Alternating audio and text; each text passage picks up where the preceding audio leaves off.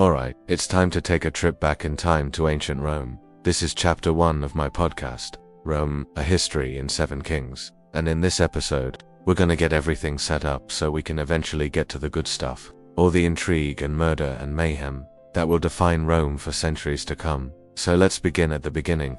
Our story starts in Rome around the year 509 BCE. Imagine a hilltop city of about 100,000 people nestled in the Italian peninsula on what would be considered the outskirts of civilization. Greece and the Eastern Mediterranean are humming with philosophical debate and artistic creation and military innovation. But here in central Italy, the dominant power is a small collection of rival Italian tribes who consider themselves civilized. But really, they read just kind of like those neighbors of yours, who think they read better than everyone else on the block because they have a pool. They call themselves Latins, and their biggest city is a place called Alba Longa, which is conveniently located about 2 miles away from Rome. The Romans themselves are not much of a cultural force yet. Their most famous export is a type of cheap wine known as Falernian, which is probably pretty bad. In terms of local power, they're basically a medium-sized city in a neighborhood full of medium-sized cities. So why should we care about them? Well, according to tradition, this is the moment when Rome begins its rise to greatness, because although it may seem like your standard run-of-the-mill provincial town, Rome is actually ruled by a king. His name is Tarquinius Priscus, or as he's better known, Tarquin the Elder. He is the first of 7 monarchs who will shape the character of Rome before it settles down and becomes a republic governed by elected officials. And Tarquin is a great king. He brought Rome to the brink of greatness through his energetic personality, his organizational skills, and his love of big projects. He built sewers and aqueducts and a sacred way to carry off sacrifices at the temple of Jupiter Optimus Maximus on top of the Capitoline Hill. He created Rome's first treasury and reformed the army by introducing armor made out of bronze and introduced new types of soldiers like cavalry and charioteers and slingers. These reforms transformed Rome from a city that could only raise irregular levies of armed citizens into something that looks an awful lot like an army. And this is important, because while Tarquin is making improvements to the city, a bunch of other Italian states are doing the same thing. So if Rome wants to end up on top, it needs a strong military. Now, the source for this version of events is a book written by a Roman historian named Dionysius of Halicarnassus about 2,000 years ago. And he's a little obsessed with comparing Rome to Greece, so it's worth pointing out that none of these reforms were particularly original. Most of these things had been done in Greece 200 years earlier. But there is some evidence that during Tarquin's reign, Rome did experience a population boom and an economic expansion that spread wealth and civic pride throughout the city. And now, for a little light reading, here's a passage from the pages of Latifundia, a Roman tabloid published in 500 BCE headline, King Tarquin saves drowning aristocrat. In a daring rescue operation that has shocked the Roman world, King Tarquin the Elder saved the life of Lucius Junius Brutus after he nearly drowned crossing the Tiber River last week. According to eyewitnesses, the popular aristocrat was crossing the river when his chariot was caught in a sudden current and began to sink. Without hesitation, the king immediately rode out to assist and managed to drag the nobleman to safety. Now, this was a huge deal. Not only did the king show bravery and quick thinking in a moment of crisis, but it was another demonstration of the remarkable skills he's displayed since taking the throne. We can't all be great kings, writers, artists, activists, etc. Some of us just aren't cut out for it. But saving someone's life from drowning, well, that's a rare talent. I mean, how many people do you know could do that? But unfortunately, not everyone was so charmed by the king's heroic reputation. A few months later, the Roman Senate put out a statement saying that from now on, it would be forbidden for anyone to enter the Tiber River while the sun is shining. If we take Dionysius at his word, Tarquin the Elder sounds like a benevolent ruler, the kind of monarch you might imagine founding a dynasty, and that's exactly what he does. His son Servius Tullius takes over when he dies, and then Servius's daughter Tarquinia becomes queen when he dies, and then she marries her cousin Tarquin the Proud, who in turn becomes king. And so we get our third Tarquin king, and also our first real problem.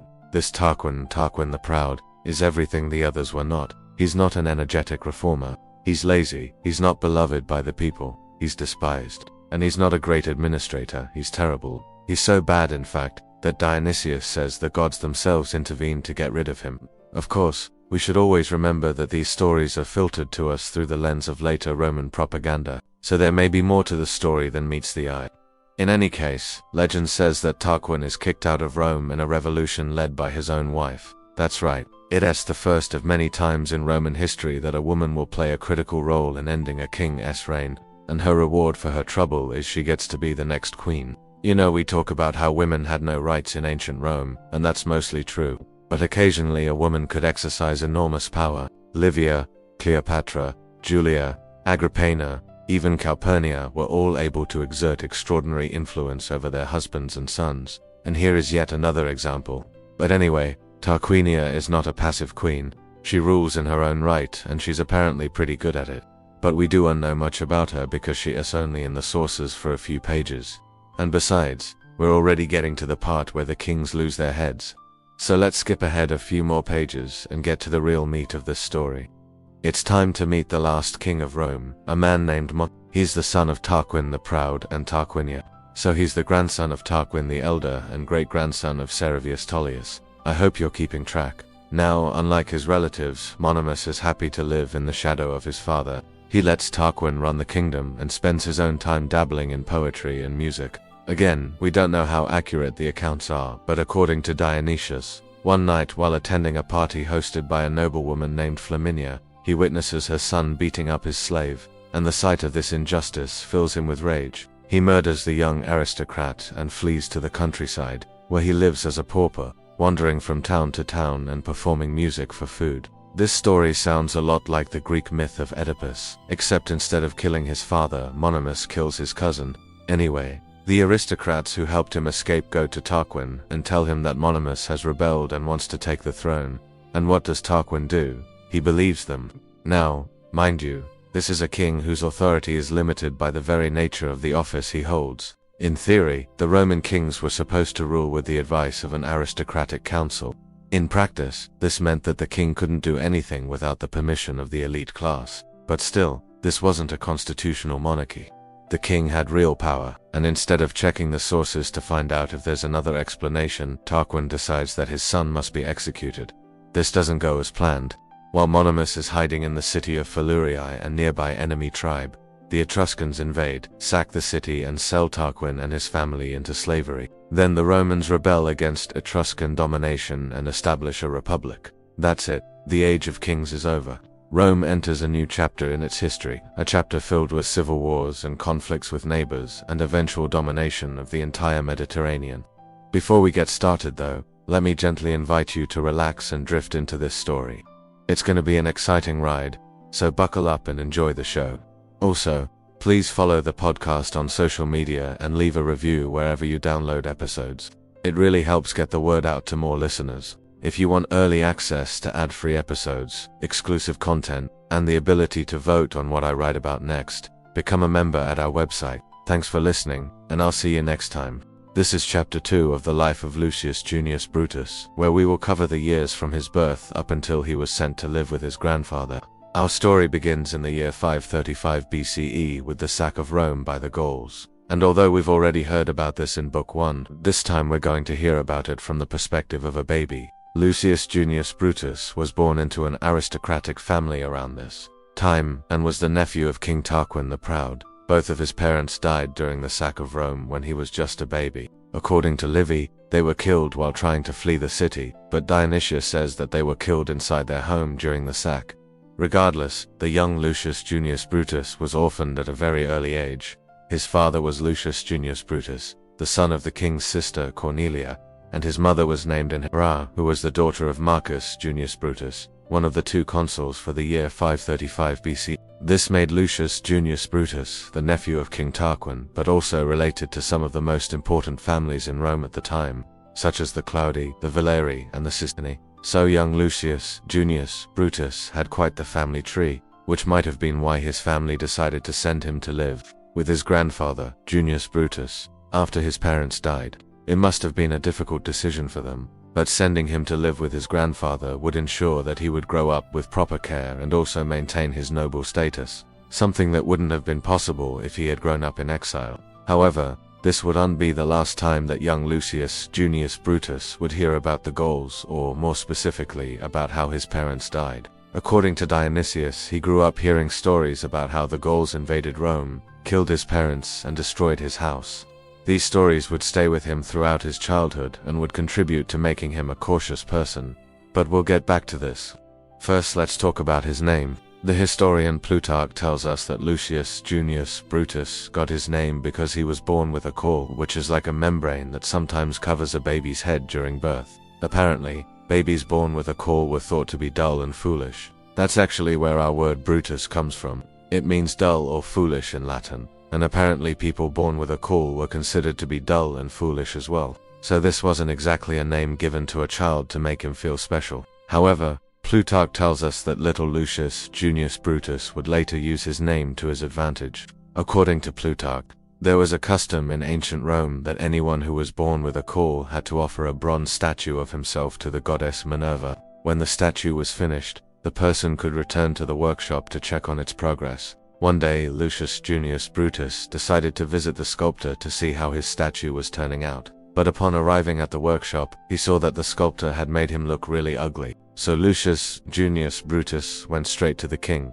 his uncle Tarquin the Proud, and told him that the sculptor made him look like an animal. He didn't even look human anymore. He asked his uncle to do something about it, and instead of telling him to go back to the sculptor and fix it, Tarquin said, "Yes, you're right, you don't look human at all. You look pretty much like your name, which means dull, or stupid, which means Brutus. So if you want to change your name, you can do that as well. What do you think?" And young Lucius Junius Brutus thought for a second. He knew that he couldn't convince his uncle to go to war with the sculptor. If he wanted the statue fixed, he needed to use his name to his advantage somehow.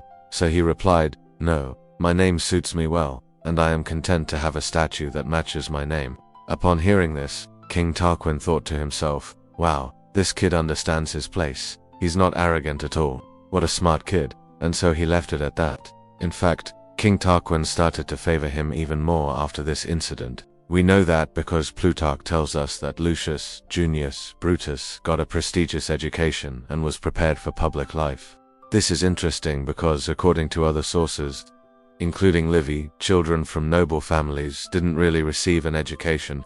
Their main task was to learn how to ride a horse and to learn how to fight. But because Lucius Junius Brutus was the nephew of the king, he probably received the best education money could buy. We also know that he grew up during the reign of his uncle Tarquin the Proud, and that he spent most of his time in Tarquin's court, and he did this mostly silently. As a matter of fact, Plutarch tells us that he kept silent for most of his life. At first, this might sound weird, especially because we are used to people talking a lot nowadays. But in Roman culture, keeping silent was seen as a virtue. Plutarch tells us that those Romans who were really respected knew how to keep silent. And even though we don't know why Lucius Junius Brutus kept silent, it might have had something to do with his desire to survive.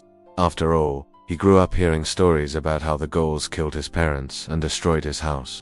And even though he was only a baby during the sack, he probably felt the consequences of it for the rest of his life. He might have kept silent to avoid any unnecessary attention, or maybe he learned this behavior from his grandfather. Dionysius tells us that Junius Brutus was a man of few words, and that he lived a pure and holy life. But Plutarch tells us something different.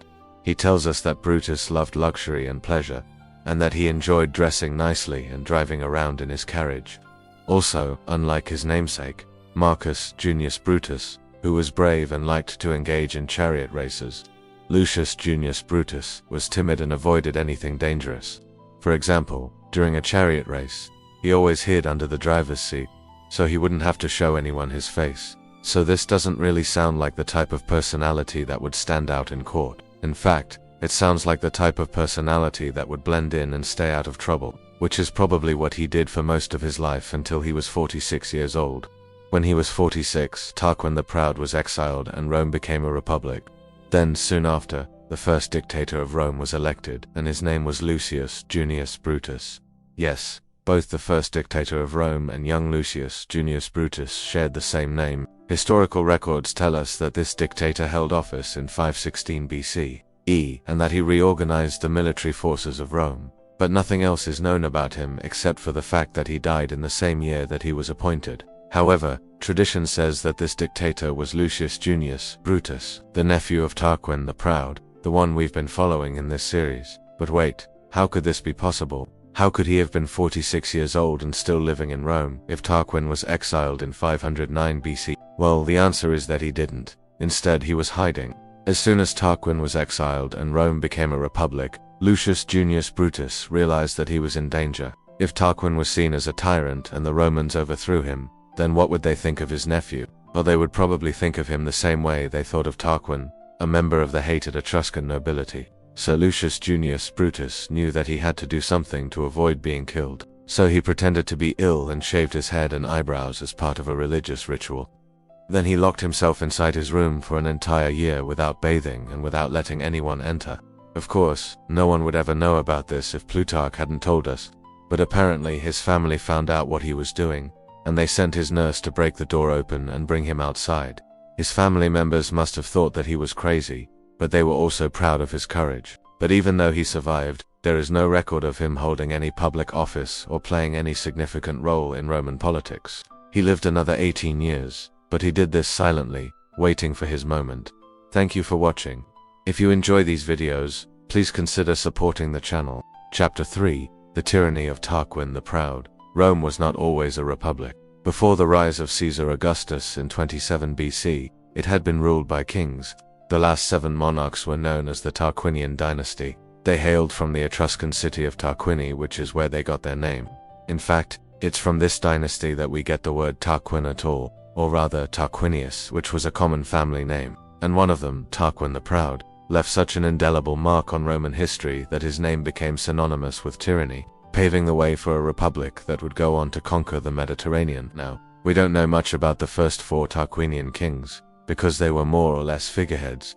The real power was held by their wives, Livia, Tarquinia, Tanaquil, and Claudia. These women basically ran the kingdom. We have no record of any significant contributions by the kings themselves. They didn't institute any new laws or build any notable public works. No coins or statues survived bearing their names. They didn't even die in battle or under any particularly interesting circumstances. They just sort of fade away into obscurity after a few decades each on the throne. The only thing we have to show for their reigns are the foundation dates for the city of Rome itself and its various districts, which historians settled on after they found inscribed on building stones within the Palatine and Coelian hills, which were the original nuclei of the city. The 5th king, Servius Tullius, was a different story. He took power around 578 BC and ruled for 44 years. He did leave his mark on Rome. He expanded the city walls, established a census to count the population, reorganized the army, introduced new coinage, built a new sewer system. But it was the way he got the throne that really matters for our story today. Because before he became king, he wasn't even a Roman. He was a nobody, an obscure soldier from the Etruscan city of Clusium. In fact, he may have originally been a slave. What's certain is that he married a woman named Tarquinia, who was the daughter of the previous king, and that's what gave him access to the royal line. This would be an important detail to keep in mind because Tarquinia's mother, Princess Tanaquil, had actually taken control of the kingdom while her husband was incapacitated by illness, and she wanted her son to succeed him. So when the king finally kicked the bucket, she pushed Tarquinia into a marriage with this random guy from Clusium, and then she died soon afterwards. And so now Tarquinia was the queen, but she was very young, like underage, and apparently couldn't really take care of herself. And so her father, the previous king, had arranged for Tarquinius to act as her guardian and effectively run the kingdom until she came of age, and then he died too. So now Tarquinius was both queen's consort and regent, but he threw off the shackles of this double appointment pretty quickly. After marrying Tarquinia, he wasted no time in killing her. And if that sounds brutal, it was. But let's put it in context. You have to remember that this is the world of the Roman aristocrats, people like the Coriolanus from our last episode, and the thing that made Serapis Tullius so attractive to them was that he was willing to do what they had been doing all along. He was a ruthless, self-serving opportunist who used his charm and cunning to seize power. In other words, he was one of them. But as great as he was at politics and war, he was terrible at keeping his own damn family alive. He outlived Tarquinia by 17 years and saw 3 of his sons die under mysterious circumstances. Now, we don't know exactly what happened, but you can probably imagine how convenient it was for him to lose 3 legitimate heirs, a parent, and not a single wife. The result was that Tarquin the Hated, who was his second son, inherited the throne. But he had no sooner taken the crown than he started getting threats from his uncle, Sextus Tarquinius, who thought he had a better claim to the throne, since he was older than Tarquin and had been married to Tarquinia before she died. Tarquin the Proud called in his sister Tellia, who was married to the head of the most powerful clan in Rome, the Valeri, and together they hatched a plan to deal with this threat. They had Sextus thrown into prison, but he escaped with the help of some loyal supporters, and then he killed Tarquin the Proud in the street with a sword. Tellia watched from a window as her husband took the life of her own brother, and you can only imagine the look on her face. Let's put it this way, she had blood on her hands. But that was nothing compared to what was going to come next. After she finished gloating over her brother's corpse, she went down to the courtyard where her father had died and picked up his crown. Then she walked back to the palace and slipped it onto her own head. Now, there's a lot of controversy surrounding this scene.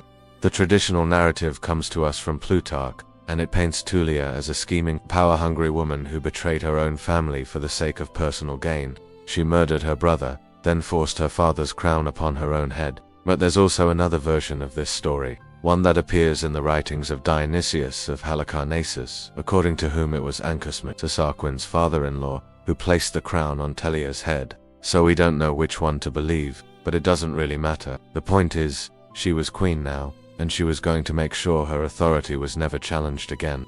She moved quickly to secure her position by marrying her father's killer, Lucius Junius Brutus, and then she consolidated her power by crushing a rebellion against her rule and punishing the aristocratic families who had supported it. From that point forward, she had complete control of Rome, but she didn't waste her newfound power on trivial pursuits like pleasing the citizens or expanding the empire or anything like that. Instead, she used it to punish her enemies and anyone who might threaten her power in the future. In other words, she created a police state. She maintained a standing army, which was unprecedented in Rome, composed of 3,000 infantry and 300 cavalry. She stationed them alongside the 1,000 men normally responsible for guarding the city gates, giving her full control of Rome's internal security forces. That same year, she appointed a series of magistrates to oversee the administration of justice. But they weren't judges as we might think of them today.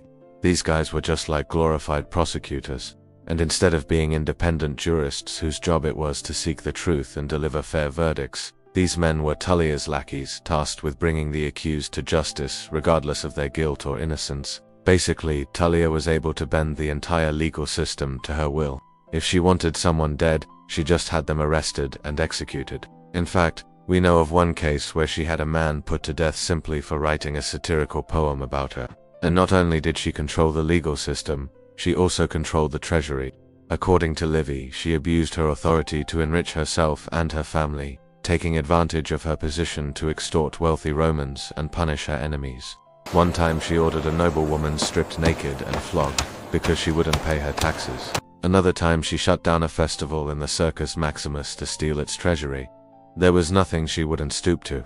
All this was done to ensure that she had enough money to maintain her army and fund her lavish lifestyle. But there was another reason too. The aristocracy, who had been running Rome for centuries, were terrified of her power. They hated the idea that a woman could hold such authority, and they hated the idea that someone from outside their ranks could exercise such power. She represented everything they despised about the monarchy, and they knew that if she fell, they would be next. So they needed to get rid of her, but they couldn't do it openly. If they assassinated her, the people would turn on them in a heartbeat. Rome was still a monarchy, and they didn't want to risk losing the crown. As a result, Rome became a hotbed for conspiracy. One group plotted to kill her while she attended the Lupercal cave, another set a trap for her at the Appian Way, a third tried to poison her during a theatrical performance. Each attempt failed though, and each time Tullia responded by making things worse. She banished 2 whole patrician families from the city and confiscated their property. And then she began arresting people for the crime of plotting against her. She exiled senators without trial and tortured their families until they revealed whatever secrets she wanted to know. She turned Rome into a modern dictatorship. There was secret police, kangaroo courts, and assassinations in the streets. It was a nightmare. So the plotters knew that they needed to act fast. Their best chance would be to start a civil war, get rid of Tullia, and restore the Senate to power. They just needed a good excuse. And they got one in the form of a flood. It devastated the city. Homes were destroyed and thousands were left homeless, and suddenly everyone was looking for someone to blame. Some guy named Gaius, who was serving as military tribune under Lucius Junius Brutus, seized on the opportunity and launched a full-scale attack against the king and queen. He accused them of starting the fire, demanded they be put to death, and then he led a mob to their palace and burned it to the ground. Talia and Lucius escaped and fled into the countryside, where they were eventually captured and killed. Rome was plunged into civil war. It lasted for 5 years, but in the end, the conspirators won. Rome was a republic once more, but this victory came at a price. While the flames of the Tarquinian palace were still burning, Gaius delivered a speech to the assembled crowd. He told them that from that day forward, no king would ever sit on the throne of Rome again, and then he showed them his dagger, which he dipped in Tarquinius' blood, and sprinkled the blood around them all, promising that the gods had decreed this punishment for their treachery. Rome was now a republic, but its wounds would never fully heal. This climate of fear paved the way for Caesar Augustus to take power 200 years later, and the republic would never be the same. Thank you so much for watching. Subscribe for more videos about ancient Rome.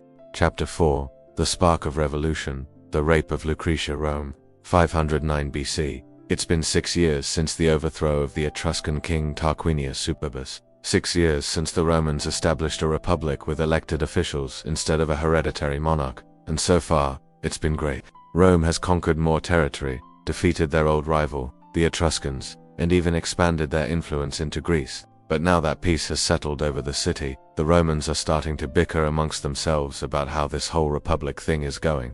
There are two main factions, the patricians or nobles, and the plea or commoners. They fight bitterly over land reform, but they can never come to an agreement. Each side sees itself as superior, each side sees the other as a threat, and their arguments only grow more frequent and more heated. And then one night in early spring, everything changes. A young noblewoman named Lucretia is at home in her compound with her husband, friends and family. Her father and her brother have gone into town to attend a friend's wedding, but will be back soon. As she helps prepare dinner, she thinks about her day, including a chance meeting she had with the handsome young Marcus Junius Brutus at the Forum. He'd been just as polite and friendly to her as he was to everyone else, which was part of why he was so popular with the common folk. For all his talk of defending the poor, though, he hadn't lifted a finger to help his own father, Marcus Brutus, who was languishing in prison, having been accused of taking bribes while serving on the tribunate. Lucretia's thoughts drift to her husband's cousin, Sextus Tarquinius, who has also been in the news lately because of his scandalous affair with the much older and very married Livia. Sextus himself is on his way home right now, but he's not alone. He's brought a friend with him, none other than Lucius Tarquinius Superbus, son of the former king and bane of the Roman Republic. Having been exiled after the revolution, he'd spent the last few years gathering mercenaries in Greece and waging war against the Persians. Now that his father is dead, he's come home seeking compensation for the loss of their family's estates. And because he knows people will take him seriously for the first time in his life, he wants to make sure everyone remembers what a badass he is. So, while walking home with Sextus, he bursts into Lucretia's house unannounced and announces that he is here to forcibly marry her and sleep with her before he goes to the Senate to discuss compensation for his family's lost fortune. Sextus tries to dissuade him, but when Tarquinius pulls out a dagger and shows it to Lucretia, there's no talking him down. As she screams for help, her family rushes inside, but Tarquinius cuts them off, threatening to kill her if anyone else comes inside. She begs him to let her go get dressed, but he refuses. In a rage, he rips off her outer garments and throws them to the ground. Sextus looks on in horror and shame, but does nothing to stop his friend. And when Tarquinius rips off Lucretia's tunic, she finally snaps. Gathering all her strength, she leaps onto her attacker and gouges out his eyes, slashing at his face with her fingernails and biting chunks out of his nose and cheeks. She beats him with all her might until he collapses on top of her, bleeding and blind. Sextus, shocked by his friend's sudden collapse and horrified at the state of the noblewoman, falls backwards out of the window and runs away. News of the event spreads like wildfire throughout Rome. People are shocked and outraged at the behavior of both the Tarquini, but especially at the idea that the Romans would let a foreigner treat them this way. When Lucius recovers from his injuries, he's immediately put on trial for his crime, but he claims that Sextus was solely responsible for the attack and that he was acting in self-defense. Of course, no one believes him and he's sentenced to death. At his trial, Lucius makes a final speech in which he claims that although he didn't mean to kill her, he felt threatened by her vicious attack and acted instinctively. Then he's executed by throwing stones, perhaps to evoke memories of the stoning of St. Stephen. As for Sextus, he's too afraid to return to Rome and flees to Brundisium, where he lives out the remainder of his life in exile. Lucretia, meanwhile, is buried near the Forum and a temple is erected in her honor. Soon, People are already leaving offerings at the altar, begging the goddess to grant them courage, independence, and chastity. But no one has the right to perform sacrifices except the priest and his assistants. Not even the Vestal virgins could perform sacrifices without authorization, and yet someone has left a bloody sword on the altar. Everyone in the city is asking questions, but there's no solid answers, so the people turn to the Oracle of Delphi for guidance. She tells them that the blood is a symbol of spilled innocence, and that it's time for the Romans to stand up against tyranny wherever it appears. When the elder Brutus finds out what the oracle said, he calls for a meeting between the two consuls and the heads of the patrician families. He lays out the situation and tells them the Romans must punish the guilty and find a replacement for Lucretia to serve as her surrogate in the upcoming festival, honoring her deified spirit. But everyone argues about who should replace her. Some say it should be a virgin, others say it should be a married woman. Still others say it shouldn't be someone from a noble family, but rather a woman of the people. The discussion continues late into the night, but as the elder Brutus leaves to go home, he passes by the forum and sees the bloody sword still sitting on Lucretia's altar. No one has removed it, and as he stands there contemplating its meaning, he's approached by a man he doesn't recognize. The man asks him point blank if he would take the sword and avenge his daughter-in-law's honor, killing both Tarquini and restoring the Republic to its former glory. Startled by this bold request, Brutus hesitates, but then accepts the sword and vows to do whatever is necessary to restore Rome's honor. That night, as Brutus considers what the oracle meant by punishing the guilty, he decides to start with the elder Tarquinius, who's staying at the Balbstrata Hotel in Rome, accompanied by his son and 2 bodyguards. He sneaks into Tarquinius's room, wakes him up and murders him in his bed. Just as the elder Brutus is leaving, young Marcus Junius Brutus steps inside. He'd come to visit his father, but instead finds him murdered. He draws his own dagger and swears revenge. Meanwhile, Sextus and Lucius Tarquinius are staying at a friend's villa outside the city, but they hear rumors that the elder Tarquinius has been assassinated and fear that they'll be next. Lucius wants to flee, but Sextus convinces him to stay and fight back. Yet despite their bravado, they both know they're doomed. The 2 Tarquini are killed in separate incidents later that week. Sextus is found dead in his bedroom, stabbed multiple times, while Lucius is cornered in a bathroom and executed by a mob of angry citizens. In the aftermath, Marcus Junius Brutus becomes the leader of a rebellion seeking to overthrow the rule of the Tarquini once and for all. This is the spark that ignites the fire of revolution. The moment when Brutus stepped forward for the first time and acted as the true leader of Rome, the flames spread quickly, fanned by the dry winds of discontent, consuming everything in their path and leading the Romans straight to the brink of civil war. Next time on Brutus, Part 2, The Growing Divide. As the situation in Rome grows increasingly chaotic, the conspirators work to secure their position, and Brutus travels to Greece to recruit allies. Hey everyone, thank you so much for watching. If you like this video, please leave a thumbs up. Also, if you want to learn more about ancient Rome, check out the series, The Roman Revolution, available now on a streaming platform. Thanks again, and see you next time. Hello everyone, welcome back to Rome, it's me, and in chapter 5 of our story, we find the hero of our tale rising to the occasion and rallying the citizens of Rome to take up arms against their oppressors. We're at a funeral. The deceased is Lucretia. She was the daughter of a senator. She was betrothed to a young man of consular rank named Marcus Junius Brutus. So she had prospects, but the night before her wedding she was deflowered by Sextus Tarquinius, son of the king, and that wasn't rape because it was consensual, but it was still technically statutory rape, because she was only 12 years old. Her father found out about this and went to the king, demanding justice for his daughter. But the king refused to do anything, so now he's dead, murdered in cold blood by the Praetorian captain, according to Cassius. In fact, all 3 conspirators are here today: Cassius, Decimus, Brutus, and Cassius. Cassius has just finished giving his funeral oration. He has laid the blame squarely at the feet of the king and his sons, and he has stirred the crowd to anger with calls for revenge. It was probably one of the best speeches in Roman history up until that point, even if it is a little over the top. And now it's Brutus's turn to speak. He looks out upon the assembled crowd. It's hard to believe that such a nice guy could be so decisive, but he is going to give one of the most powerful speeches in early Roman history and stir the populace even more. This moment right here is probably the climax of the book. It's when the audience finally realizes that this story is not going to end well for the tyrants. But before we get to that speech, Let's hear from a man who's also standing near the beer right now. This is Cicero. He's the most famous orator in Rome. He isn't involved in the conspiracy against the Tarquinia, but he's been brought in because he might be able to calm the crowd down. Cassius's speech was a bit much, even for him. Well, this is awkward. I don't want to step on Cassius's toes, but I am really the greatest orator in Rome. I mean, just ask anyone. Look at this statue. Yeah, they commissioned me to stand here with a scroll, because I was the leading orator. I used to be asked to give public orations all the time. I did it once for a woman named Milvia. You ever hear of her? No, of course you haven't. I'm pretty sure nobody's heard of her, poor lady. Well, anyway, she was having some issues with her neighbor, and I helped her compose a speech to read in the forum. Then after that, we went to dinner.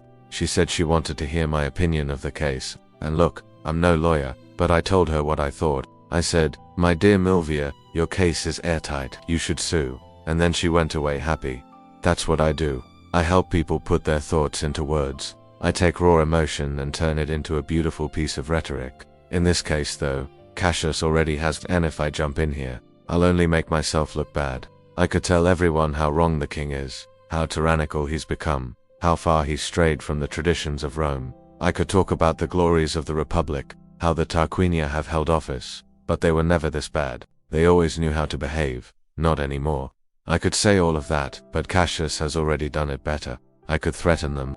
I could tell them all the bad things that could happen to them if they keep supporting the Tarquinia. But Cassius has done that too. What am I supposed to do? Well, how about this? How about I tell them to stay calm, to stop this riot before someone gets hurt? Yeah, that'll work. Alright, now we can get to the good stuff. Brutus. I need to be careful here because I like the Tarquinia. I mean, I know them personally. I was friends with Tarquinius's brother Servius Tullius. He died a few years ago. Actually, he was killed in battle, along with 2 other kings, all during the reign of Tarquinius's father, the great King Numa. Those were good days. And if the Tarquinia would go back to following Numa's model, everybody would be happy, but they won't. They've grown soft and fat and lazy. All they care about is getting drunk and chasing women. I can't very well accuse them of that, at least not in public. I have to tread carefully. Lucretia was the daughter of my friend Lucius Junius Brutus. She was engaged to my friend Marcus Junius Brutus. She was the darling of Rome. Everybody loved her. She was virtuous, beautiful, intelligent. I want to take a moment to tell the good people of Rome how precious she was to us, how much we will miss her. But that's not why I'm here today. I'm here to offer my condolences to the family of Lucretia, sure, but also to remind you all of the virtues I just mentioned. Did she drink wine and carouse like the daughters of the nobility? No. Was she concerned with the latest fashions? No. Did she parade herself around the taverns and brothels? No. She was a Roman woman. She lived a Roman life. She was loyal to her country and to her family. She was honest, temperate, and courageous. Today we bury her because the Tarquinia have killed her. They murdered her after taking her virtue, and not just her virtue, the virtue of all Roman women. They took the virtue of every Roman man. How can you stand here today and call yourself Roman? If you vote for Tarquinius, you are no better than a slave. Do you think any good can come from the Tarquinia? Look at them. Look at their record. Look at their lives. Can you name a single accomplishment of theirs? Have they built a road? Have they established a colony? Have they raised an altar to the gods? No, they've done nothing. You know what they say about the Tarquinia? That they won the kingdom through violence, and they hold it through violence. What do you think will happen to them in the end? Violence. They will be driven out of Rome by violence. You men, you have the power to prevent it. You can expel the Tarquinia. You can restore Rome to its former glory. You can put an end to this cycle of violence. Do not disappoint the memory of Lucretia. Do not disappoint the memory of Rome. Roman men, it's time to rebel. That's a pretty good speech, huh? As a storyteller, it's hard to follow something like that. I feel kind of dwarfed by all that awesome, Sometimes I wish I could just write action scenes, battles and stuff. It's so much easier. You just write the sword fight. Easy. But it wouldn't be fair to leave you hanging after hearing that amazing speech. So let's see where the crowd goes next. His bodyguard forms a circle around him, keeping the mob at bay. But even they look a little nervous. The tyrant's days are numbered. Brutus, where are you going? I kinda thought you weren't gonna say anything. Oh yeah, sorry. I guess I forgot. You were there at the funeral of Marcus Quartius, weren't you? Yeah, the guy who saved Rome from the Gauls. You gave a speech then? Sure, okay, yeah.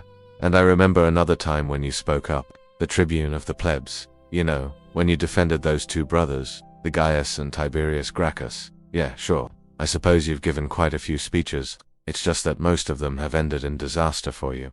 I mean, we all remember the Catiline affair. Yeah, you tried to warn the Senate about him. Then Catiline tried to seize Rome and kill you. Or do you remember the trial of Milo? That guy, Bibulus, who murdered him. You testified on his behalf, but the jury saw through you. You couldn't even defend yourself. And now, sure, you've gotten the mob riled up against the Tarquinia, but what happens next? Let's be honest, Brutus, you're not much of a leader. And now that I've done my duty as a citizen and stirred the people of Rome to action, I'm going back to my farm to get ready to fight. I can smell fear on you. Are you afraid of what comes next? I know I am. I can feel it in my gut. The conspirators have just met with a group of senators, and it went well. So well, in fact, that they've decided to meet again the following day to lay out their plans. Decimus Brutus will be there, of course, and so will Cassius. And Cassius is itching for action. I'm gonna kick him out of the conspiracy. Not kill him. No, he's too important for that. Haha, Cassius. Always thinking of the next move. But how can you kick him out of the conspiracy? He's one of the leaders. You know, I think it's because you don't like him. I want to change Rome too much, too fast. Well, it's no big deal. Meanwhile, back at the farm, Marcus Junius Brutus is alone with his thoughts. He's got his work to do, training soldiers, making weapons, preparing for war. Rome 509 BC. In the previous chapter, we looked at the rise of the first king of Rome, the legendary Romulus. Now in this, his grandson Tarquin has just been driven out of the city by a popular uprising. Let's get into it. The narrative of how Rome got rid of its kings is told in Livy's History of Rome, Book 1, Chapter 58. Livy begins with the reason for the uprising. Tarquin had recently married off his son Sextus to a girl named Lavinia, whose dowry was a large sum of money. Sextus squandered most of it on banquets and parties, but needed some more cash to pay for a set of bronze chariots he wanted to use in the races at the Circus Maximus. So he went to the Lucumonian family, who were wealthy but cheap, and asked them to lend him some money. They agreed, but demanded that he swear an oath on the head of the household's 8-year-old son as surety. Sextus swore the oath, and when he broke it by not paying back the loan, the Lucumonians took their revenge. They accused Sextus of having intended to kill the boy all along, so that he could have inherited his estate. And they whipped up public opinion against the Tarquin family until the patricians, who were the elite landowners, sided with the people and demanded the Tarquins' expulsion from Rome. The people then sent a delegation to Tarquin telling him to leave, but Tarquin refused, saying that if he left, Rome would be without a king. Instead, he ordered that 2 of the 3 gates of the city should be shut, so that no one could come or go. He also placed armed guards over the gate to enforce the lockdown. The Romans responded by appointing a military tribune called Lucius Junius Brutus as magistrate with sole responsibility for the defense of the Republic. Then they left the city to go to the Tarquinian farmlands and cut the crops, so that Rome would be without food. For the next 3 days, Romans stayed outside the city, sleeping in the open air and eating their fill of grain and fruit. When they returned to the city, they complained to the magistrate about the tyrannical rule of the king. And the magistrate, Lucius Junius Brutus, spoke for them. He reminded the citizens of how the neighboring Etruscans had thrown off the rule of kings long ago and established a government of the people. He exhorted them to do the same and encouraged them to join him in kicking Tarquin out of the city. We can now pick up the thread of the story from Plutarch's Life of Brutus. There he tells us that after hearing the speeches, the Romans attacked the king's palace, but couldn't enter because of the armed guards posted there by the king. So they retired to regroup. They chose 6 men to be their commanders, and these commanders recruited 300 men each from among the patrician class, and 300 more from among the commoners. The commanders then divided the city into 4 sections and posted guards around the king's palace to keep anyone from entering or leaving. At nightfall, they left the task of guarding the palace to 2 men, and went out to lay siege to the farmlands of the Tarquinian family. This went on for 7 nights, and on the 8th night, while everyone was asleep, 2 men slipped past the guards and opened the gates for the commanders and their men. They seized the king's property and brought it back to Rome. Some accounts say that they freed the king's slaves and gave them their freedom, while others say that they sold them at auction. Next day, the whole force marched on the king's villa at the foot of the Palatine Hill. They arrested Tarquin, loaded him onto a wagon and dragged him to the porta where he had earlier shut the gates. From there, they carried him to the river Tiber and forced him to cross over to the south bank. As they were crossing, someone shouted for them to kill him. But Brutus stopped the man and said that the king should die freely by the sword rather than like a runaway slave. Tarquin then ran away and kept running until he reached the Etruscan border where King Ardius was waiting for him with an army. Ardius wanted to attack Rome and avenge his brother-in-law, but Tarquin dissuaded him. Instead, Tarquin begged Aridius to help him get back his throne. Aridius agreed, but made it clear that he was uninterested in going to war unless Tarquin could raise a large army from his allies. While Tarquin went to gather his troops, Aridius gathered his own. By the time Tarquin came back with his army, Aridius had already crossed the Tiber and pitched camp near the Forum. Tarquin joined him there, and together they raised a monument to commemorate the spot where the king had been expelled from Rome. It still stands there today. Plutarch tells us that the Romans were afraid when they saw the Etruscans approaching with their cavalry, chariots and elephants. The Romans didn't have any cavalry or chariots and only a few elephants, so they abandoned their farms and fled to the city. The Etruscan king Aridius followed them there and laid siege to the city. But the siege lasted only 34 days before the Etruscans went home.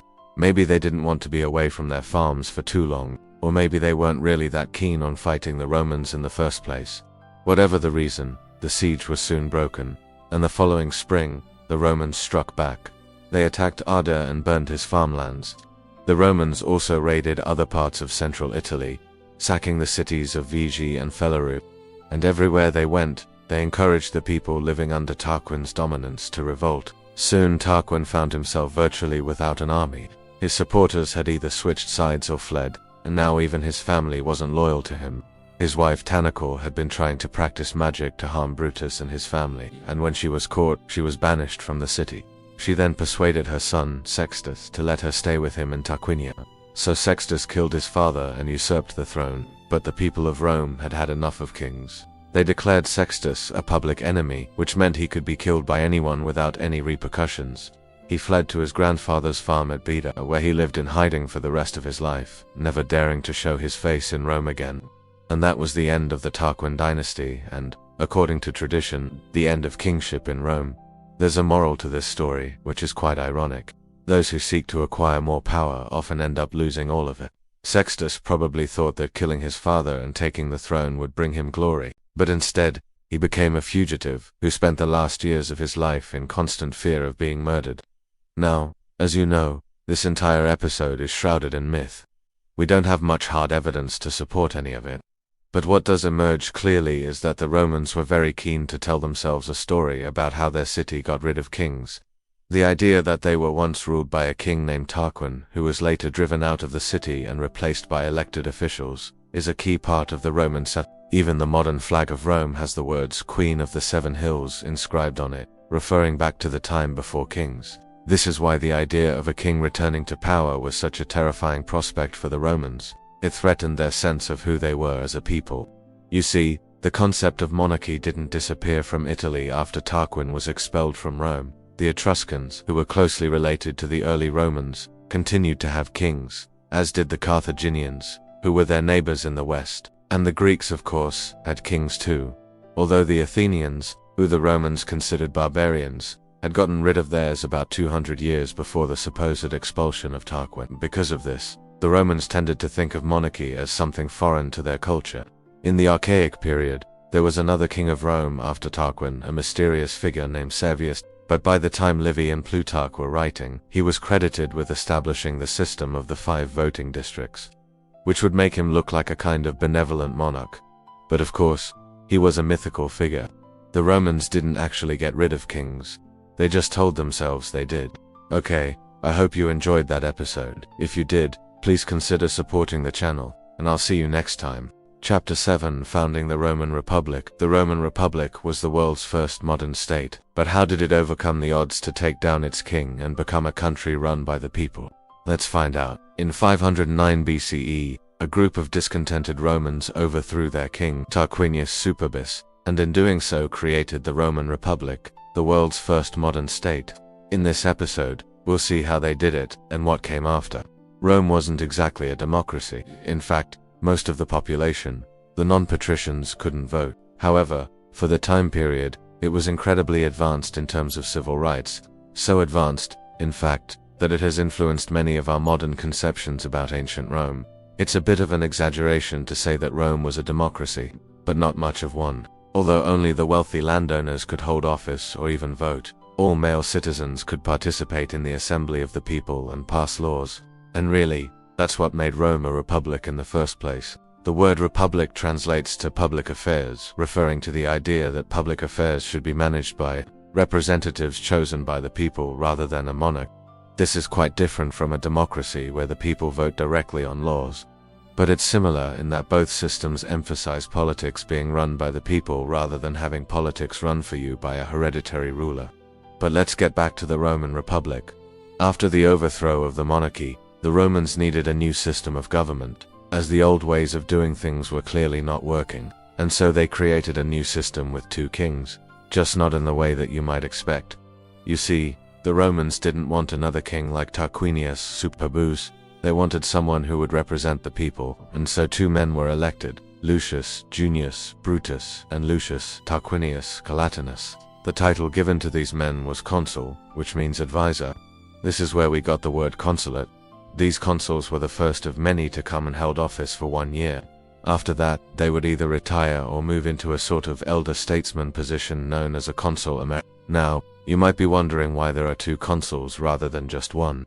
Well, the Romans realized that putting all the power into the hands of 1 man would eventually lead to tyranny, kind of like what had happened with King Tarquinius Superbus, and so the consuls shared power between them. They were equals and could check each other's power. If one consul wanted to do something, he needed his colleagues' approval, and so having 2 consuls ensured that no single person could accumulate too much power. The consuls were elected by the assembly of the people and were responsible for running the government, making laws and commanding the military. They were also assisted by various officials known as magistrates who oversaw specific aspects of government, such as building projects, law enforcement, and tax collection. This is a simplified version of the new Roman government. There were also positions such as praetor, tribune, and aedile, but we'll talk about those later. The important thing to know now is that the government of the Roman Republic was based on the principle of separating power among several different officials. No one person or group had complete control. Power was distributed among the consuls, magistrates, assemblies, and various other institutions. This system worked pretty well for the Romans, especially when compared to contemporary governments, but it wasn't perfect. The most obvious problem was that it was very complicated. With so many different officials and institutions, it could be difficult to keep track of who was in charge and what they were supposed to be doing. This led to confusion and inefficiency, but it also created opportunities for corruption and abuse of power. However, the Romans were able to overcome these challenges and create a stable and prosperous republic that lasted for centuries. One reason for this was that the Romans were willing to experiment with new ideas and change the government if it was not working properly. For example, in the early days of the Republic, there were 2 consuls, but later on there were 4, and in times of crisis, the Romans would appoint a dictator who had absolute power for 6 months. This helped to keep any one person from accumulating too much power and also allowed the Romans to respond quickly to changing circumstances. Another reason for the success of the Roman Republic was that the Romans were able to forge a balance between stability and change. On the one hand, the Romans needed to maintain stability in order to keep their society functioning smoothly. On the other hand, they also needed to be able to change when necessary in order to adapt to new circumstances. The Romans were able to strike this balance by creating a constitution that provided for both stability and change. The constitution established the basic structure of the government and guaranteed certain rights and privileges to the citizens. At the same time, it also provided for the possibility of change through the process of passing new laws and amending the constitution itself. Now that we've covered the basics of the Roman Republic, let us go back to our original question. How did the Romans overcome the odds to take down their king and establish a republic? As we mentioned earlier, the Romans weren't satisfied with living under the rule of a monarch. They wanted to create a government that was based on the principle of popular sovereignty, which means that the power to govern is in the hands of the people. The Romans believed that this was the best way to ensure that their society would be fair and just, because it gave ordinary citizens a voice in the government. However, there was a big challenge standing in the way of this goal: the Roman monarch. He was a powerful ruler who was not used to being told no. But the Romans were determined to end the monarchy and create a republic, and so they hatched a plan to overthrow the king and replace him with a government that was accountable to the people. The first step in this plan was to create a rival center of power to the monarchy. The Romans did this by establishing the office of consul. The consul was an elected official who would serve as the chief executive of the Roman state. This meant that the consul had the power to appoint magistrates, command the army, and make decisions on behalf of the Roman people. Once the office of consul had been established, the Romans began to elect their own representatives to the position. These consuls were not loyal to the king, but rather to the people. This meant that the consuls had the power to check the king's power and prevent him from abusing his authority. The next step in the plan was to use the power of the consuls to undermine the king's authority. The consuls began to pass laws that limited the king's power and established the supremacy of the Roman people. This process was gradual, but over time the consuls were able to significantly reduce the king's power. The final step in the plan was to take advantage of the weaknesses of the monarchy and strike a decisive blow. When the opportunity presented itself, the Roman people rose up against the king and overthrew him. The monarchy was no more, and the Roman Republic was born. So there you have it. That's how the Romans went from being ruled by a king to establishing the world's first modern state. But what came next? Now that the monarchy had been overthrown, the Romans needed to establish a new way of governing themselves. They had already taken the first step towards this by creating the office of consul, but there was still a lot of work to be done. The Romans needed to create a constitution that would define the powers and responsibilities of the different branches of government, establish the rights and freedoms of the citizens, and set up a system for electing leaders. Luckily for the Romans, they were up to the task. Over the next few decades, they created a constitution that has become the foundation of Western civilization. The Roman constitution established a system of checks and balances among the different branches of government, which helped to prevent any one person or group from accumulating too much power. It also established the principles of separation of powers, which has had a profound influence on the development of modern democracies. Unfortunately, we don't have a copy of the original Roman constitution. It was never written down. Instead, it was passed down orally through a group of elders known as the Patres. However, we can still learn a lot about it from Roman historians such as Livy and Dionysius of Halicarnassus. In addition to establishing a new system of government, the Romans also needed to deal with the aftermath of the revolution. Many of the supporters of the monarchy had fled Rome and taken refuge in neighboring states. The Romans needed to decide whether to forgive them or to punish them for their crimes. In the end, they chose to take a middle path. They allowed the former supporters of the monarchy to return to Rome and granted them amnesty for their crimes. This helped to heal the wounds of the revolution and move the Roman people forward towards a new future. The founding of the Roman Republic was a truly remarkable achievement. The Romans were able to overthrow their king and create a government that was based on the principle of popular sovereignty. This was a radical idea at the time, but it has had a profound impact on the development of Western civilization. There's a lot more to say about ancient Rome, but we'll save that for another time. If you enjoyed this video, please leave a thumbs up to help us keep making great content. Thanks for watching. Chapter 8, Trials. In our last episode we covered the beginning of the end for the Roman tyrant, Tarquin the Proud, how he lost his army to the citizens of Rome in a battle in the streets and countryside, surrounding the city, and then had to flee for his life. And while Tarquin thought that by bribing the Etruscans and Latins enough, he could raise another army and take Rome by force. Even though he was now officially declared an enemy of the Roman state, Rome wasn't having it. They sent the legendary figures of Brutus and Collatinus to spook the living daylight out of the Etruscan and Latin kings that Tarquin had allied himself with. So much so that they killed one and forced the other two to release their armies back to Rome. But Tarquin was not yet finished. He still had some tricks up his sleeve, or rather his mother had, when she unleashed her son, Sextus Tarquinius, to start stirring up more rebellions around Rome. But again, Rome was ready for him and sent out another pair of legendary brothers, Publius and Gaius Valerius Publicola, to deal with this new threat. They didn't find Sextus raising an army, but they did find him quietly rallying local chieftains to revolt. So they went ahead and killed him too. And soon thereafter, Rome was able to lower its guard around its borders, because there were no more threats from outside. But then something happened inside the city of Rome that nobody saw coming. While most of the men were away fighting the many battles that accompanied overthrowing a king and establishing a republic, a group of conspirators hatched a plan to bring back the monarchy in secret. And those conspirators were led by none other than the hero of the hour, Brutus himself. Yeah, welcome to my channel. We are covering Roman history from the founding of the city through the rise of Augustus and the establishment of the Roman Empire. You know, if you're interested in ancient Rome, then this is the series for you. Hit that subscribe button so you never miss an episode.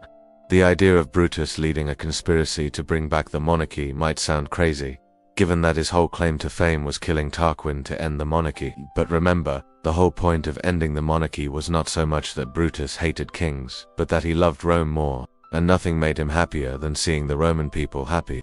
And right now, the Roman people were not happy. You see, after expelling King Tarquin, Rome was being ruled by a body called the Decemvirate, which literally means rule of the 10, because it was composed of 10 men.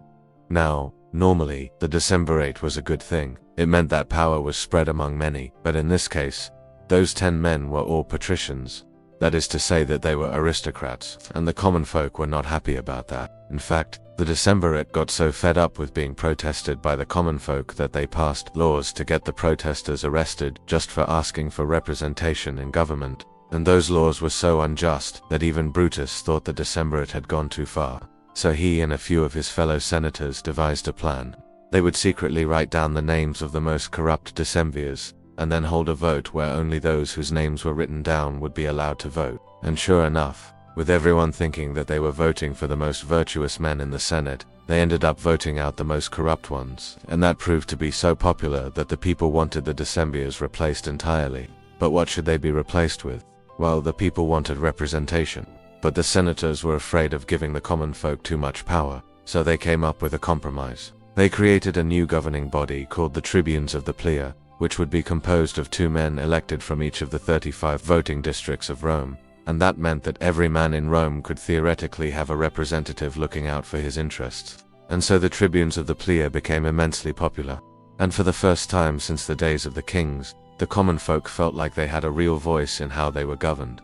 But not everyone was happy with this outcome, namely Brutus's sons, Marcus Junius Brutus and Marcus Fannius, who were furious that their father had betrayed the Senate and sold out to the mob. And it wasn't just them. There was an entire faction within the Senate that was also angry with Brutus. They felt that the Senate had been dishonored by giving so much power to the commoners, and they wanted revenge on Brutus. But Brutus didn't know any of this until one day he was summoned to the Tullian prison beneath the Roman Forum to meet with a mysterious prisoner. And when Brutus arrived, he found out who that prisoner was. It was his own son, Marcus Junius Brutus. And when Brutus asked him what he was doing in prison, the younger Brutus told him that he was arrested for conspiring to kill him. You see, the young Brutus had gotten wind of the fact that the Posa's Senate was unhappy with his father and feared that the Senate was going to try and kill him. So he had decided to strike first. But before he could recruit anyone else to his cause, the conspirators arrested him and delivered him to his father's doorstep. But when Brutus tried to figure out what to do with his son, he couldn't get anyone to help him. His wife, his daughter, and even his freed slaves all begged him to kill his son, saying that if he didn't, the ungrateful youth would usurp the republic like the very kings that Brutus himself had overthrown. And in the end, Brutus had to make that choice himself. But before he did, let's take a moment to talk about our sponsor, Masterworks. Now, if you've watched this series for long enough, you already know that I'm a huge fan of art. When I was in college, I wanted to study art history, but I also knew that I would probably need a backup plan, so I double majored in English instead. But if I had known about Masterworks back then, maybe I could have done both. See, Masterworks allows people like me to invest in contemporary art without ever having to step foot in a gallery. How, you ask? Well, it's simple. Masterworks buys paintings by legendary artists like Banksy and Basquiat and shares them with their investors. Then once the painting sells for a profit, the investors get paid based on the percentage of the artwork that they own. And I love that. Not only am I supporting living artists, but I'm also diversifying my investment portfolio. Since the pandemic began, the world of fine art has outpaced even the stock market with record-breaking auction prices, and Masterworks believes that this trend will continue. So go to the link in the description below to get early access to their next offering. And now let's get back to the video. As you can imagine, the task of executing his own son was one that Brutus did not look forward to. In fact, according to Plutarch, the historian, Brutus avoided his son's gaze for 5 whole days as he grappled with what he needed to do. But eventually, Brutus finally got around to talking to his son, and what he said to him was so sad that even Plutarch couldn't bring himself to write it down. We can assume, however, that Brutus talked about the great things that his son had done in his life. about his valor in battle, and about his potential to do great things for Rome in the future. But above all of that, we can assume that Brutus reminded his son that while family bonds were important, the state was more important, because if Rome fell into tyranny again, it wouldn't matter if the tyrant was a Tarquin or a Brutus. And in the end, that's exactly what happened. Brutus's sons and his senator allies took their own lives rather than watch Rome fall back into tyranny. But sadly, they weren't successful. Rome did fall back into tyranny under the rule of Caesar and then his adopted son Octavian, who would later become the first emperor of Rome, Augustus. To learn more about that, please click here to watch the next episode in the series. Hey, thanks for watching. If you enjoyed this episode, please hit that thumbs up button so you never miss an episode. The last king of Rome was so hated that even after he was driven out of the city by a group of Roman nobles, he still tried to take the throne back with the help of his foreign allies. This led to a series of battles between the Romans and their Etruscan allies against Tarquin supporters, which we'll talk about today here on the History Guy. Welcome back to the channel. This is chapter 9 of our series covering the history of ancient Rome from the founding of the city through the Roman Republic. In the last episode, we talked about how Lucius Junius Brutus became the first king of Rome after overthrowing Tarquinius Superbus, the last king of Rome. We've got more stories from this period of Roman history to cover, so if you enjoy stories like this, stay tuned. Now let's get into the episode. The road to kingship for Brutus was not an easy one. See, although Tarquinius had been chased out of the city by Brutus and the other conspirators, he didn't actually give up hope of reclaiming his throne right away. You see, despite being forced to flee, Tarquin still had plenty of friends and family inside Rome. Even though many Romans were glad to be rid of Tarquin and his royal dictatorship, there were some who thought that perhaps having a king wasn't such a bad idea after all, and these people were called the Equites. The Equites were led by the Tarquinian family, unsurprisingly, and they managed to retain control of the patrician class, the Senate, and most importantly the army, which remained loyal to the old regime, because it was made up of members of the patrician class. So even though Tarquin was gone, the reality was that much of the political power in Rome remained in the hands of his supporters, which meant that Brutus and his fellow conspirators were in a bit of a tough spot. I mean, they had overthrown the monarchy, but now they also had to prove that they could govern without it. And as if that wasn't enough, the Tarquinian family wasn't just going to sit around and watch them do it. They were actively trying to undo the revolution and put Tarquin back on the throne. And they weren't alone either. The Etruscans, who had always had a friendly relationship with the Tarquin kings, seeing the weakness in Rome, decided to take advantage of it and invade the city. Now, the Etruscans were a collection of Italic peoples who lived north and to the south of Rome in central Italy. They had been major players in the Italian peninsula for centuries, often controlling large swaths of territory and even subjugating Rome in the past. And because they were an alliance of different peoples, they never really built any kind of lasting political entity. Their tribes were constantly fighting with each other, but they did have a cultural unity and shared language, which allowed them to form alliances and wage wars together. And at this point in time, they saw the turmoil in Rome as an opportunity to expand their own power. So the Etruscans invaded the city, but they ran into a problem. See, even though the Equites controlled the military, the rank-and-file soldiers were mostly made up of plebeians, and while the plebeians were usually pretty cool with the rule of the patricians, they weren't exactly thrilled about the idea of returning to monarchy. In fact, after the Tarquin family fled Rome, the people rose up against them in the First Secession Crisis, forcing the Senate to select a new leader outside of the Tarquinian bloodline. That's how Lucius Junius Brutus got the kingship.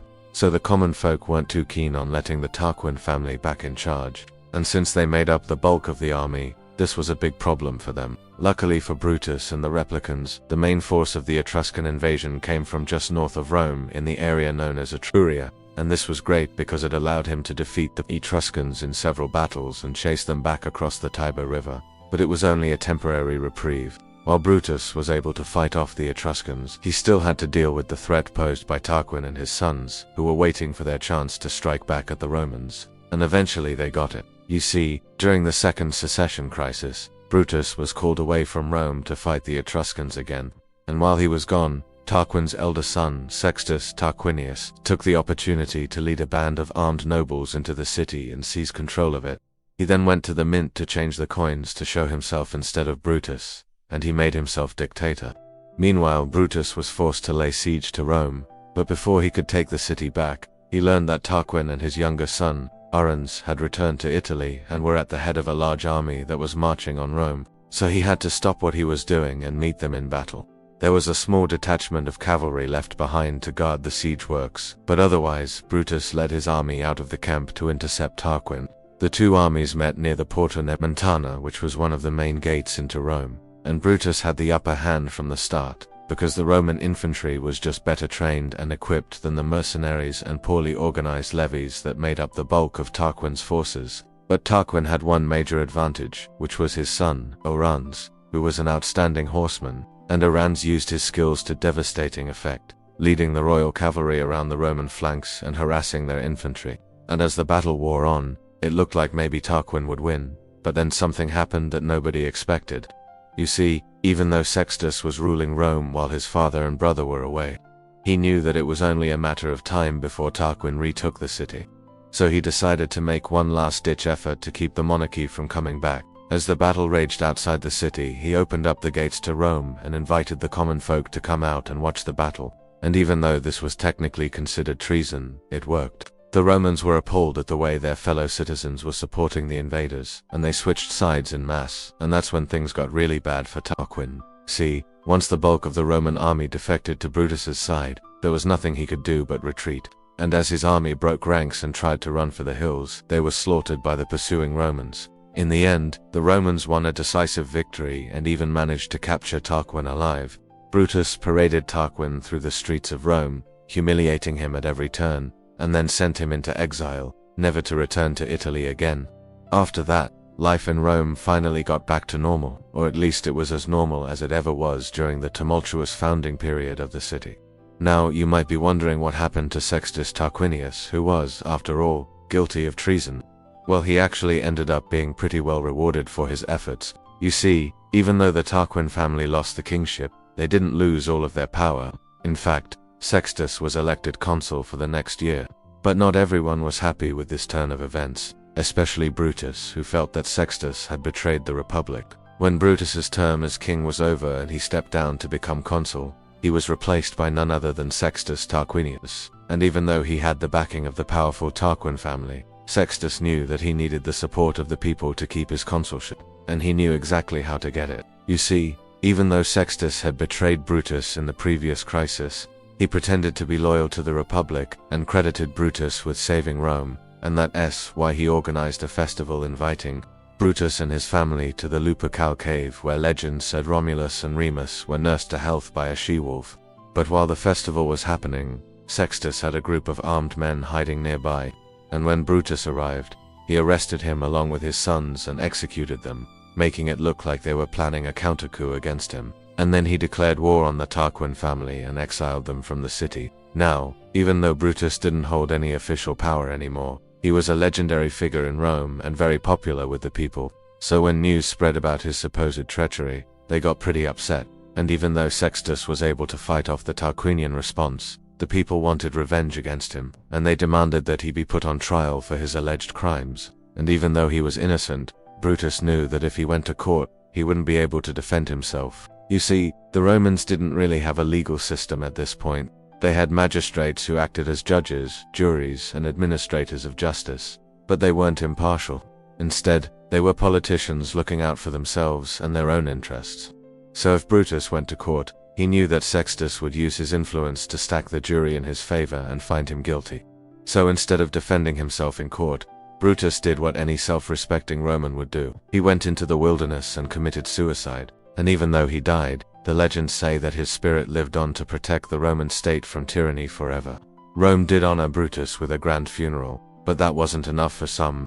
Many Romans felt that someone who sacrificed himself to save the Republic should be remembered with something greater. So they chipped in and built a temple in his honor on the top of the Aventine Hill. And it was so popular that eventually the kings of Rome were buried in it as well. And that brings us to the end of another episode. If you enjoyed this story, please follow us on our channels and leave a thumbs up on this video. And if you want to learn more about ancient Rome, then you should check out our series starting with episode 1, The Founding of Rome.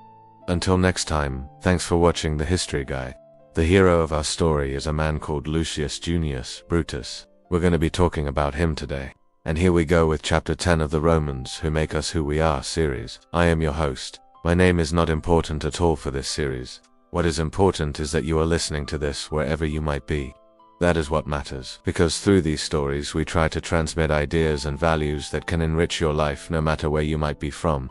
Because although we are talking about ancient Romans, we are also talking about the source of many of our own ideas and ideals. So let's get into it.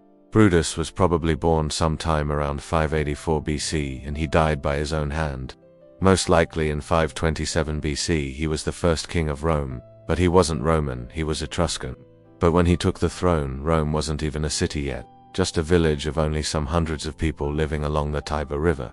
It is said that Rome was saved from destruction by an invading army precisely because of the intervention of Brutus and his brothers who came to aid the city. So that's how the legend went. They drove away the enemy forces and thus Rome was saved, and Brutus established himself and his brothers as kings. However, their reign wasn't accepted by everyone, and soon after they were driven out of the city. It is said that, in order to avenge himself, Brutus summoned his old ally, King Porsena of Clusium, to come invade Rome. The Romans fought against the Etruscans for years, and it was only when Tarquinia was sacked by Rome that Tarquin the Proud, the last Etruscan king of Rome, decided to flee. He fled to his good friend, the aforementioned King Porsena. The Roman kingship had been taken by Tarquin's father, Amulius, who had seized the throne right before Tarquin went into exile. And so Lucius Junius Brutus became the first king of Rome. Ruling from 568 to 546 BC, Brutus did many things during his reign, mostly creating the basis for the Roman state and way of life. He established many institutions and created many positions which existed until the fall of the Western Roman Empire. He organized the census, the system of property assessment, which would determine the amount of taxes one had to pay and the amount of military service one had to do. He also reorganized the military, creating the centuries, the centuriate system which would persist until the fall of the Roman Empire. He also created the patrician class, the senatate class, and many of the Roman magistrates, officials who ran the Roman state. He also set up the foundations of Roman law and the beginnings of Roman justice. He also helped settle the Italian tribes in the area of Rome, giving them citizenship and land. And finally, he is credited with the introduction of Roman numerals and the establishment of the Roman calendar. So why is Brutus such a legendary hero? Well, like most heroes and legends, Brutus didn't die a natural death. Instead, his life ended dramatically and tragically. After having laid the foundations of Rome and seeing it flourish under his successors, he was killed, murdered by his own son, Arons, who stabbed him to death while he was sacrificing to the gods. The reason behind the assassination? Well, according to Livy, Arons believed his father was unfit to rule, was mad, and that he needed to be removed from power. The assassins, however, got more than they bargained for, because instead of being succeeded by his son, Brutus's brother, Tarquinius Collatinus, took the throne instead, and so Brutus's dynasty came to an end. So why is Brutus such a revered figure in Roman memory? Because of two very Roman traits, sacrifice and duty. Brutus sacrificed his life for the good of the state, for the good of Rome, and he did his duty. And this is what made him so great. You see, Romans valued duty above all else. It was part of their culture, part of their ethos, part of their identity. So when Brutus did his duty and gave his life for Rome, he became a legend. But wait, you may say, sacrifice and duty are not really unique to Rome, are they? Oh yes, they are. Romans were famous for their sense of duty and sacrifice. It permeated every aspect of their lives. Every institution, every magistrate, every soldier was expected to do his duty and make the necessary sacrifices. This is what defined Rome. In fact, the Roman idea of sacrifice didn't necessarily imply death. Sacrifice could mean any kind of renouncement or act of abnegation for the common good. For example, giving up your possessions in times of need or destitution for the benefit of another. And Brutus personified this ideal. Many Romans, especially in later times, used Brutus as an example of selflessness and dedication to duty. And no one exemplified this more than Marcus Junius Brutus, the assassin of Caesar. Yes, we have a second Brutus in the story, but don't worry, we will get to him in a future chapter. This other Brutus, Marcus Junius Brutus, was a contemporary of Cicero and a close friend of Caesar. However, he turned against him, believing that Caesar was becoming too powerful and was betraying the traditional Roman ideals of liberty and republicanism. And so he led the conspiracy that assassinated Caesar and brought down the Roman Republic, ending it forever. Why am I telling you this? Because here is another layer to Brutus's significance. His opposition to tyranny, to oppression, to the abuse of power. This is what made him a hero.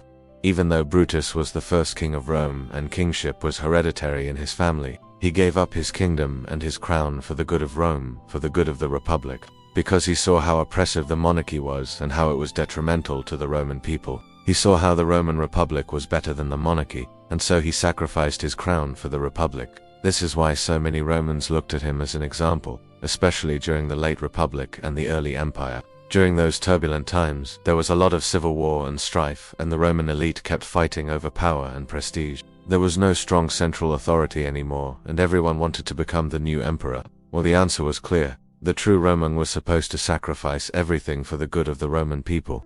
It was the duty of the elite to put aside their petty squabbles and personal ambitions and serve the common good. This was the lesson of Brutus.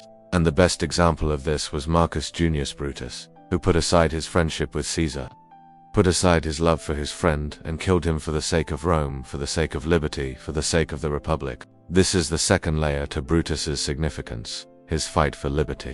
Although Brutus was the first king of Rome, he is remembered as a champion of liberty, because he was the first to oppose oppression and tyranny in Rome. He was the one who showed Romans how tyranny corrupts and weakens a state and how it must be opposed at all costs. But let's step back for a moment and think about this. If Brutus was the first king of Rome, and kings are, by definition, tyrants, then why is he remembered as a champion of liberty? Simple, because he gave up his crown and became a tyrant slayer. He was the champion of the Roman people against the oppression of the kings of Rome, and this is the secret to his enduring appeal. In the eyes of the Romans, Brutus represents the birth of their city and their way of life. He gave his life for Rome and sacrificed his crown for the Republic, and that's why he was such a respected figure throughout history. He was a reminder that if they ever forgot their traditions, if they ever forgot their values, if they ever forgot their duty, if they ever forgot their sacrifice, then they would cease to be Romans. He was the embodiment of the res publica, the thing that makes us who we are.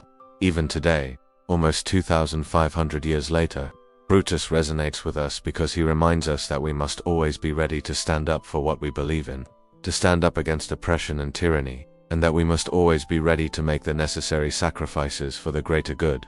The story of Brutus reminds us that it is our duty to be citizens, not just in name, but in action and deed. It is our duty to participate in the affairs of our state, to make it a better place for everyone, and it is our duty to defend our state from those who would seek to destroy it. So remember the lessons of Brutus, the first king of Rome, the liberator of Rome, the champion of liberty, the martyr of Rome. May his story inspire us to be better citizens, to be more courageous and selfless, and to never give up in our fight for freedom. If you want to know more about ancient Rome, check out the links below. I'm sure you will find something interesting for you. Also, don't forget to support the channel. It takes less than 3 seconds and helps me a lot. Thank you very much for your support. I'll be back with a new episode next week. Until then, stay safe, stay curious, and remember, Rome wasn't built in a day, but you can learn about it in one short. See you soon. The Republic lasted nearly 500 years. It's hard to overstate how long that is, especially when the next longest period of Republican government after it is 3 centuries. But that is the story we're going to tell in this video, as well as how Rome grew from a small city-state to a Mediterranean empire in just a few short generations. This is Chapter 11, The Long Good Life of the Republic. How did the Republic last so long? In a nutshell, it was because even though Rome had a lot of problems, they usually addressed them. Most governments that collapse do so because they cannot solve the problems they face. Look at the Soviet Union. By the end, they were trying to play catch-up with the West technologically and economically. Their entire system was built on an unsustainable amount of military spending, and when faced with the opportunity to scale back, they instead fell apart. Or take the British Empire. Ultimately, it became too much to manage. The further outposts of the empire were simply too far away to effectively govern, and so were cut loose. But Rome wasn't like that. The secret to their longevity was that, unlike these other governments, Rome was able to adapt. So let's talk about some of the institutions born in Brutus's era that allowed Rome to not only succeed, but thrive for so long. First off, the consuls. We talked about this before, but the way that the Romans structured their consulship was genius. Having 2 consuls kept them in check, and as a result, the worst abuses of power by individual leaders didn't last long. Second, The Senate. This is another part of Roman government we've already discussed, but its role in legislation was crucial. That system of checks and balances between the patricians and plebe kept the government from becoming tyrannical and enabled Rome to have a relatively stable and peaceful transition of power. Third, the assemblies. These bodies represented the people, especially the plebe, and served as a kind of safety valve for discontent.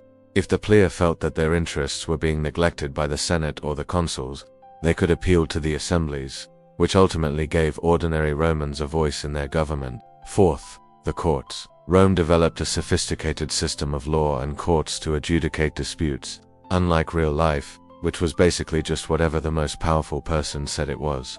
Rome recognized that order and predictability were essential if they wanted to be a major player in the Mediterranean. And finally, property rights.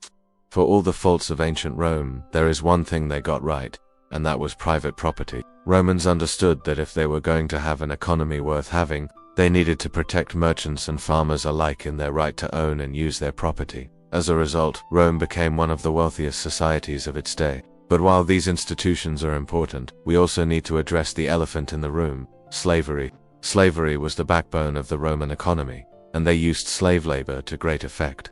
But unlike other Mediterranean slave societies like those of the Greeks or the Carthaginians, Rome didn't have a racial component to their slavery. A slave could be born in Rome or anywhere else in the Mediterranean.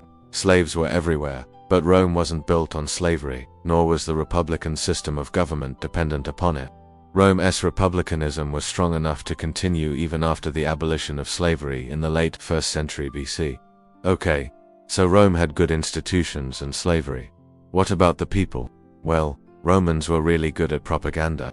And if there's one thing that propaganda does, it's make the people think their society is awesome. Livy, one of Rome's great historians, was fond of emphasizing the greatness of Rome and its institutions. According to Livy and others like him, Rome was the ideal society and its downfall would bring ruin to the whole world. So Romans were incentivized to participate in public life and make the best of Rome. Additionally, Romans were willing to put up with a lot. They endured civil wars and foreign invasions, plagues and famines, dictatorships and kings. Even when Rome was at its worst, Romans still thought it was better than alternatives. Which brings us to the growth of Rome. It's hard to overstate how much Rome grew during the Republic. When Rome was founded, Italy was an anarchy. Within 2 centuries, Rome had become the dominant power in Italy. And within 3, Rome controlled the entire Mediterranean, plus North Africa and Western Europe. Romans would go on to conquer Greece, Spain, Britain, and large parts of the Middle East, not to mention Dacia,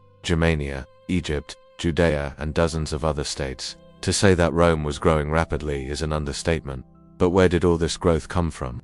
Well, first, there's numbers. Rome started out as a small city-state with maybe 100,000 people, but by the end of the Republic, there were around 4 million Romans in Rome alone, and 50 to 60 million across the whole empire. And remember that population growth was not uniform. Other Mediterranean cities grew as well, but no other state came close to Rome's total. The main reason for this was Rome's military success.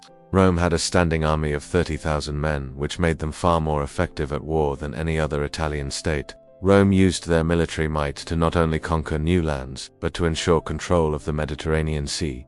As a result, Rome created a Mediterranean empire, the first of the ancient world. Now, what was life like in this Mediterranean empire? Well, to answer that question, we have Vallius Pacius, a Roman senator who wrote a history of Rome from its founding to his own day.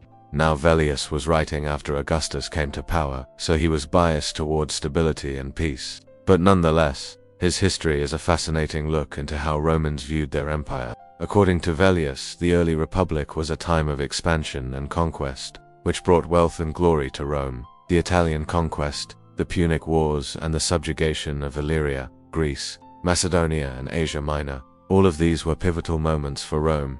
Each victory brought new territories, new resources, and new opportunities for trade and cultural exchange. However, according to Vallius, the real turning point for Rome came with the conquest of Carthage, the destruction of Hannibal, and the acquisition of Spain. This marked the end of Rome's rivals and Rome's rise to undisputed supremacy in the Western Mediterranean. This period ushered in an era of prosperity and security, allowing Rome to focus on internal development and cultural achievements. What followed was a golden age of peace and prosperity, of literature, philosophy, and art. The conquest of Greece led to a flourishing of Greek learning in Rome. Roman writers and philosophers now had access to the vast literary and intellectual heritage of Greece. This exchange of ideas and culture enriched both Roman and Greek society and set the stage for the Augustan Age. After this, Rome went on to conquer more territory in Gaul, Germania, Spain, and North Africa. This expansion, according to Velleius, was not motivated by greed or ambition, but by necessity. The need to protect Rome's interests, maintain order, and spread civilization. The military campaigns of Marius, Sulla, Pompey, and Caesar, though marked by violence and upheaval, were seen as crucial in securing Rome's position in the Mediterranean. Despite the turbulence of the late Republic, Velleius saw these events as necessary steps in the march toward greater stability and peace under Augustus. As for what the rest of the empire looked like, Velleius described the provinces as diverse and dynamic regions, each contributing to the wealth and strength of Rome. The grain from Egypt, the silver from Spain, and the slaves from North Africa were integral to the Roman economy. He also highlighted the cultural richness of the empire, the fusion of Roman culture with Greek, Egyptian, and Eastern traditions. This cosmopolitan outlook was a product of the Pax Romana, a period of relative peace and stability that extended across the Mediterranean. Under Augustus, the empire reached its greatest territorial extent. The frontiers were secure, trade flourished, and a sense of Roman unity and identity began to emerge. According to Velleius, Rome's success was due to a combination of factors: the virtue and energy of early Roman citizens, the wisdom of its institutions, and the guidance of its leaders. He celebrated Rome's adaptability, its ability to absorb and integrate different peoples and cultures into Roman society, and he emphasized Rome's commitment to law and order, seeing it as a force for stability and civilization throughout the Mediterranean. So that's how Romans viewed their empire, according to one of their great historians. And it's clear that despite its many flaws, Romans were rightly proud of what they had created. But the irony is that that very pride would lead to their demise. Remember that the whole reason Rome had a republic in the first place was to get rid of a king. Kings were supposed to be absolute, and that was exactly what the Romans weren't. But ironically, the republic ended up falling back into one-man rule, and we'll see how that happened next time. And now we come to the conclusion of our 12th episode, our 12th chapter of Tales from the Time of the Dictators. And tonight, how fitting, we conclude with Brutus. But before we do, a word from our sponsor. And now, let's see. Where were we? Yes, we are in the Temple of Bellona, the goddess of war, where young Gaius Cassius Longinus is about to die by his own hand, rather than face the wrath of the triumvir Mark Antony. We saw how Cassius, one of Julius Caesar's former allies, had turned against him and murdered him on the Ides of March. But that was 44 BC, it's now 43 BC, and Cassius and his fellow conspirators have lost a number of key battles against the forces of Caesar's heir, Octavian, and Mark Antony, who is Octavian's uncle and partner in the new Second Triumvirate. In fact, Cassius and his army are so badly defeated at the Battle of Munda in Spain that Cassius, believing himself to be dishonored, and having failed in his duty to avenge Caesar's death, kills himself rather than face the humiliation of defeat. His friend Brutus, however, escapes across the sea to Sicyon in Greece, where he raises an army and prepares to make a last stand for the dying embers of the Roman Republic. There he received the surrender of the Achaean League, a confederation of Greek city-states that had been at war with Rome, and while they had given up the fight, they wanted to be on the winning side. So they agreed to join the campaign against Antony and Octavian on the promise that their freedom would be respected. They were given formal citizenship and allowed to keep their lands and property. With this much-needed boost to his forces, Brutus began his campaign, marching through Greece and Asia Minor, winning some victories and losing others. He defeated Antony's forces decisively at the Battle of Naupactus, but he lost the Battle of Sardis to Octavian's general Agrippa. Along the way, Brutus and his fellow liberators gave more and more freedom to the cities they captured, sowing the seeds of the classical republican values of Rome. In fact, it might be said that this was the real legacy of Brutus, not the restoration of the Republic, but the promotion of liberty throughout the Mediterranean. Indeed, republican ideals permeated even the soldiers of his army, like the young Gaul named Tyro, whose story we've been following since chapter 1.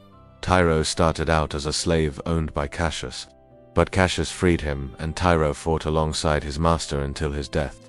When Brutus found out that Tyro had been manumitted, he made him a centurion, and granted him Roman citizenship. which meant that he could even vote one day, if he ever returned to Rome. Anyway, we pick up Tyro's story right here in the Temple of Bologna.